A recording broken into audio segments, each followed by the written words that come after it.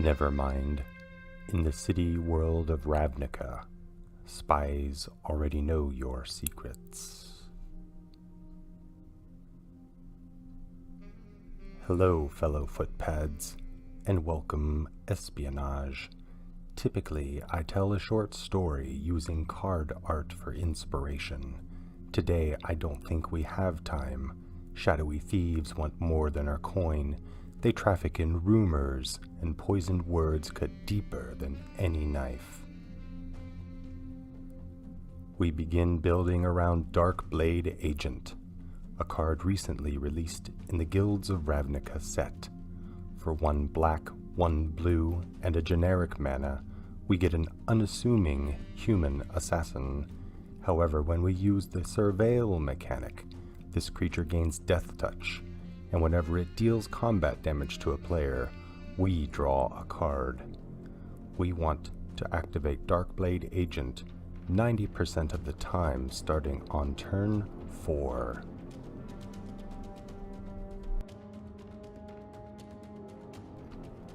Look at Cavern Harpy.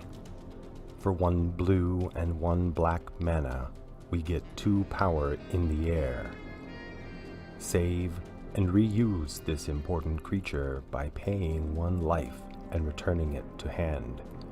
Note the mandatory casting requirement. Replay high-value threats. Manage life totals remains a hallmark of House Dimir. Barrier of Bones makes a great first-turn defender with Surveil 1.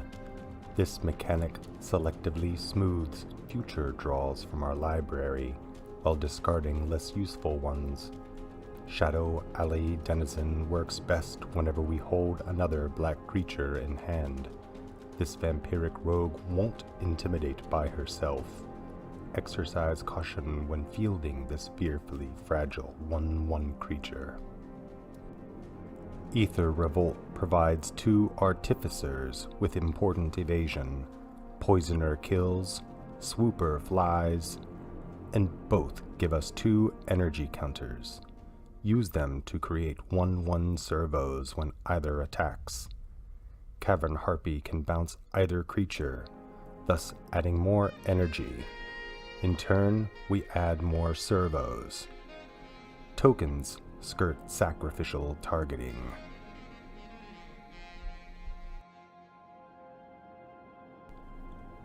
Dimir Informant and another rogue digs through 1 or 2 cards from our library. While not explicitly card drawing value, please remember to find the right cards at the right time. Their most important benefit, Surveil, pushes Darkblade Assassin.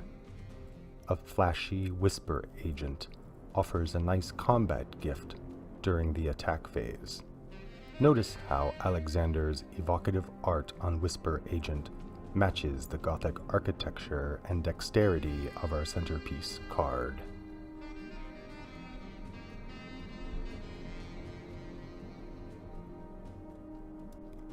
During playtesting, I found Dazzling Lights overperforms as another Surveil trigger. Its ability to subtract 3 from a creature's power justifies its single converted mana cost. Notion Rain comes at sorcery speed and with a negligible life investment. It surveils 2 and draws us 2 cards. We selectively choose our most needed cards. A Turncoat from the Izzet League also draws us a card.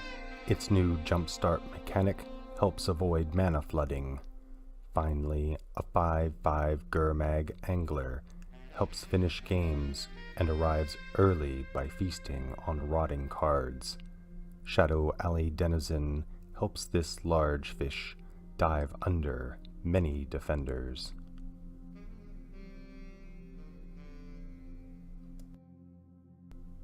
A playset of Dismal Backwater pads our life total.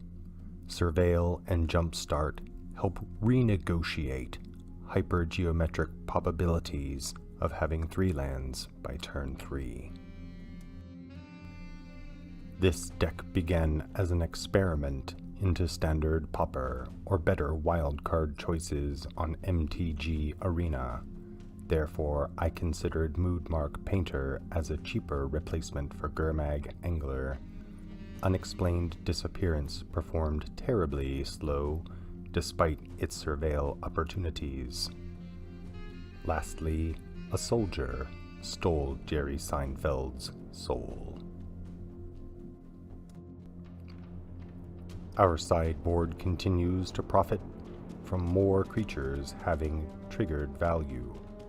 Burglar Rat shuts down control strategies. A flying parasitic Strix shields us from life loss and harms our opponents without needing to attack. Remember Caravan Harpy in our main deck.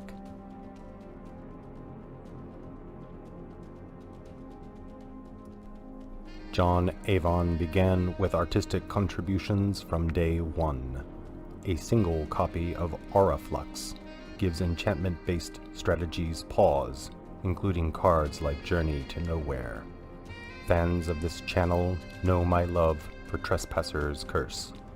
This card punishes token generators or recursive Zubera decks. I believe this relative newcomer to Pauper remains grossly undervalued. Serrated Arrows is another card illustrated by John Avon.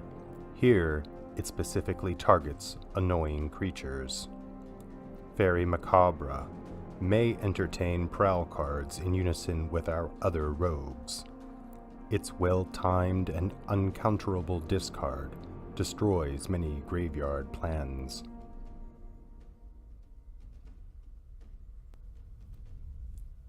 Like Caravan Harpy, Ghostly Flicker returns and reactivates our treasured creatures.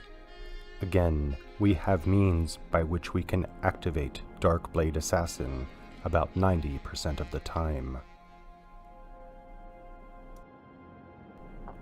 How well will this deck perform? For about 1 ticket, I invite you to try it. Whenever possible, I encourage players and Wizards of the Coast to strongly consider local game stores. I recommend Dark Harpy to newer players because of its ready availability. More skilled players may enjoy its strategic timing.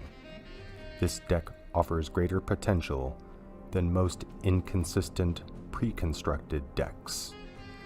I wish you much success and have as much fun playing it as my family did building it.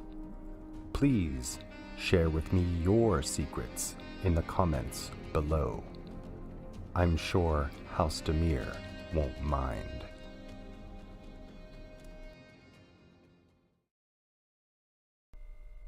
Thank you for visiting my channel. It means a lot to my kids and to me. Consider subscribing for more content about the best MTG format. Please leave a family-friendly comment below. Until next time, this is Pappy Pauper, encouraging you to be uncommonly magical.